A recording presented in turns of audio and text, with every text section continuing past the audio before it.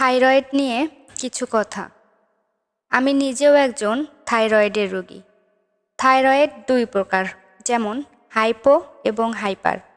এটি এমন একটি সমস্যা যেটা বাহিরে থেকে দেখা যায় না, কিন্তু ভেতর থেকে জীবনটা নষ্ট করে দেয়। ঘন ঘন মুড সুইং হয়, হঠাৎ করে মানুষ রেগে যায়, শরীরে অনেক ক্লান্তি আসে, অথচ ঘুম ঠিক মতো হয় না।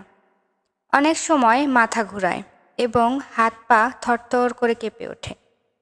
চোখে অন্ধকার দেখা, শরীরে হুটহাট করে ব্যথা অনুভব করা, মাথা কাজ করে না, ভুলে যাওয়া, এরকম উপসর্গ দেখা দেয়।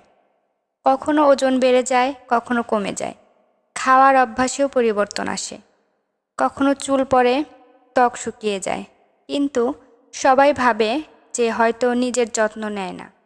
মন খারাপ থাকে, কিছুতেই আনন্দ লাগে না। কিন্তু কেউ এটা ভাবে না যে হরমোনাল ইমব্যালেন্স হতে পারে। অন্যরা ভাবে অলস, অথচ প্রতিদিন নিজের শরীরের বিরুদ্ধে কতটা লড়াই করে চলতে হয়। যাদের থাইরয়েডের সমস্যা নেই সেই মানুষগুলো সামাজিকভাবে বুঝতে চায় না বা বুঝতে পারে না যে এটা এতটা কষ্টদায়ক। তারা ভাবে হাঁটাচলা, খাওয়া দাওয়া সবই তো ঠিকঠাক আছে, এত কষ্ট কিসের?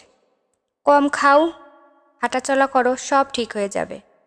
কিন্তু এটা বোঝে না যে থাইরয়েড শরীরের মেটাবলিজম স্লো করে দেয়। এটা ঠিক যে বাইরে থেকে কেউ না বুঝলেও হাজার হাজার মানুষ এই অবস্থার মধ্য দিয়ে যাচ্ছে। বিশ্বের উন্নত দেশগুলোতে থাইরয়েডের রোগী যে পরিবারে আছে সেই পরিবারের সদস্যদের নিয়ে কাউন্সেলিং করা হয়।